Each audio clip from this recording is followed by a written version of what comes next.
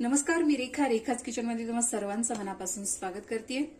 भाजीला काही नसेल तर अशा वेळी तुम्ही मस्त अशी ही सोलापूर स्टाईल शेंगा भाजी ट्राय करू शकता। खायला खूप टेस्टी, बनवायला तर अगदी सोपी, झटपट 5 मिनिटात तयार होणारी ही भाजी। यासाठी आपल्याला साहित्य काय लागणार आहे, कशा पद्धतीने बनवायचं आहे, चला तर मग बघून घेऊया। यासाठी आपल्याला लागणार आहे शेंगदाण्याचं कूट। तर कूट इथे मी थोडंसं जाडसर असं ठेवलेलं आहे।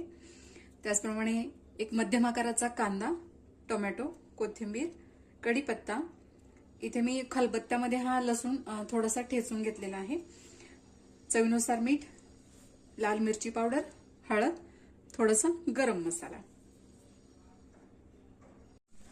इथे एका कढईमध्ये मी 2 मोठे चमचे तेल घेतलेले आहे। तेलाचं प्रमाण तुमच्या आवडीनुसार कमी अधिक करू शकता। तेल व्यवस्थित तापलेलं आहे, यामध्ये आपण घालणार आहोत जिरे। जिरे छान फुलले, यामध्ये आपल्याला घालायचा आहे कढीपत्ता,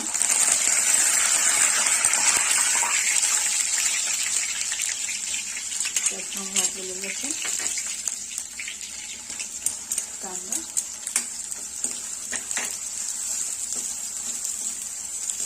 कांदा थोडासा ट्रान्सपरंट होईपर्यंत आपल्याला हा परतून घ्यायचा आहे।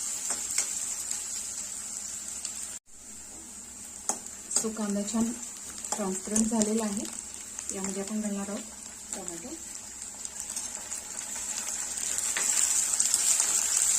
टोमॅटो थोडासा आपल्याला सॉफ्ट करून घ्यायचा आहे।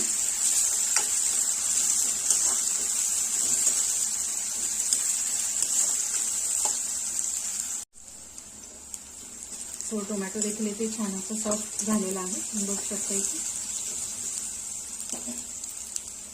यामध्ये आपण घालणार आहोत